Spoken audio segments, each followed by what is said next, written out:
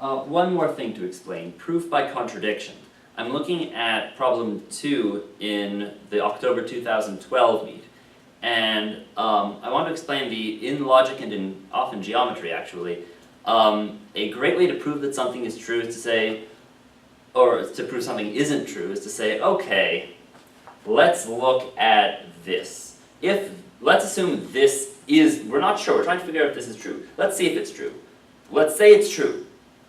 And then you follow that sort of chain of thought through to its logical conclusion, and then you find out that it doesn't work, and so you're like, whoa, then my first assumption must have been wrong. It's sort of like in Sudoku. Let's say I'm trying to fill out a Sudoku, and I've gotten to this place where I'm really not sure. This could be a 4, it could be an 8, and I'm not sure which. What I sometimes do is I'll fill in a 4, and then I'll start filling in everything else. And then if I find out that it absolutely broke down because it couldn't be a 4, because once it was a 4, other things didn't work out, then I know that can't be a 4, and so I plug in an 8. It's a way to prove that something can't work.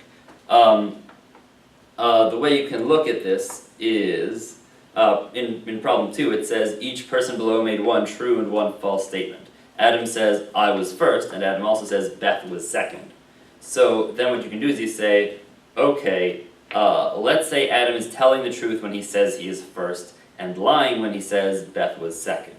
So then, if you accept that Adam was first, you write Adam in as first, and then you look at the other statements and you see that Beth says Adam was last. Well, that must be her lie if Adam was first. So our big assumption was Adam's telling the truth when he says he was first. And then we fill in everything else from there. If Beth says Adam was last, that must be her lie. Her truth must be that she was third. So now we know Beth is third.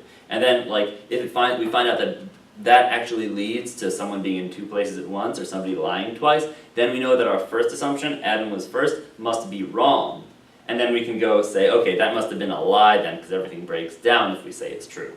And then you can say, okay, Beth was second, I was first is a lie from Adam, Beth was really second. And then you look at Beth and you're like, she says I was third, that must be wrong, Adam must be last, right? Prove something wrong by contradiction, often that helps out here.